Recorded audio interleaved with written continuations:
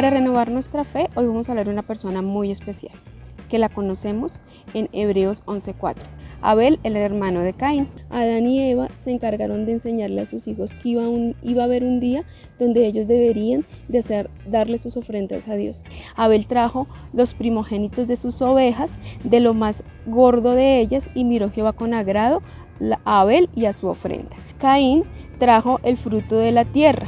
Y dice, pero que Dios no miró con agrado a Caín ni a su ofrenda.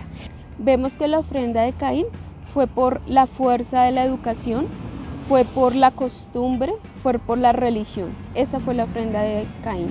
Caín sabía que tenía que ofrecerle a Dios una ofrenda. No se preocupó por qué tipo de ofrenda, para él eso no era importante. Pero hay una palabra reclave en el versículo de Hebreos 11. La ofrenda que le agradó a Dios fue la ofrenda de sacrificio. ¿Quién fue el que hizo la ofrenda de sacrificio? La ofrenda de sacrificio la hizo Abel, ya que llevó lo mejor de sus ovejas y la sacrificó delante de Dios. Hubo derramamiento de sangre. Ese derramamiento de sangre trajo consigo el perdón de pecados para Abel. Pero entonces, si Dios no había enseñado eso a sus padres, ¿cómo Abel obtuvo ese conocimiento? ¿Cómo Abel sabía de ese secreto de la ofrenda? Pero si conocemos a lo que se dedicaba cada uno, Abel era un pastor de ovejas y Caín era una persona que se dedicaba a labrar la tierra. El pastor de ovejas era una persona muy solitaria en que se concentraba en sus rebaños y muy poco se relacionaba con la gente que lo rodeaba. Era porque en estos tiempos de soledad de su labor, ellos buscaban y era la única compañía que tenían, era Dios. Entonces Abel aprovechó tanto estos tiempos de intimidad con Dios que logró tener el secreto de su ofrenda, logró saber qué era lo que a Dios le gustaba, logró entender cuál era su propósito de parte de Dios. En cambio, Caín no lo hizo. ¿Por qué? Porque él vivía en su trabajo, vivía ocupado, cumplía con todo lo que tenía que hacer, pero él nunca se preocupó por tener esos tiempos con Dios. Entonces, vemos que eso se vio reflejado en su ofrenda. Cuando Abel va con su ofrenda, porque entendía que tenía que ser el mejor de sus becerros, su primogénito, y por qué tenía que haber derramamiento de sangre, porque Dios se lo reveló. Sin sacrificio y sin derramamiento de sangre no hay remisión de pecados. Eso lo conocemos con Jesús. Jesús vino, murió por nosotros, derramó hasta la última gota de su sangre por nuestros pecados. Se puede decir que Abel tuvo esa revelación, pero él tuvo esa revelación porque el mismo Señor se la reveló en sus tiempos de intimidad.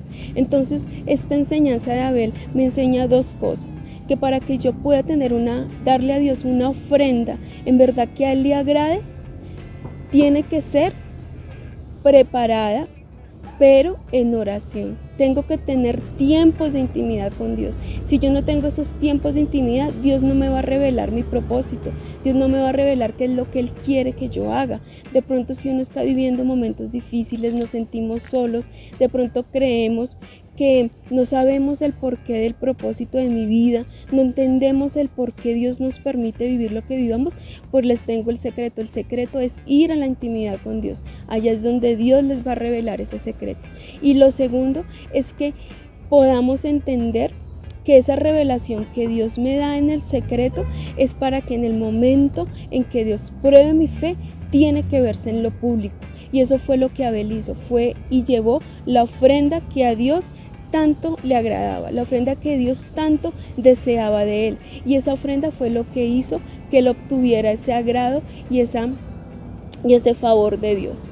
Entonces, aunque Abel días después muere, pero podemos decir que su salvación se la ganó en esa ofrenda, se la ganó dándole lo que Dios le había pedido. Entonces los invito en verdad a conocer ese Dios, los invito a que su fe sea avivada como la de Abel, los invito a que sus tiempos devocionales con el Señor puedan ser tan reveladores que en el momento en que vivan esa prueba o en ese momento donde Dios les vaya a probar su fe, salgan tan victoriosos como Abel, que le puedan dar al Señor eso que Él tanto espera de cada uno.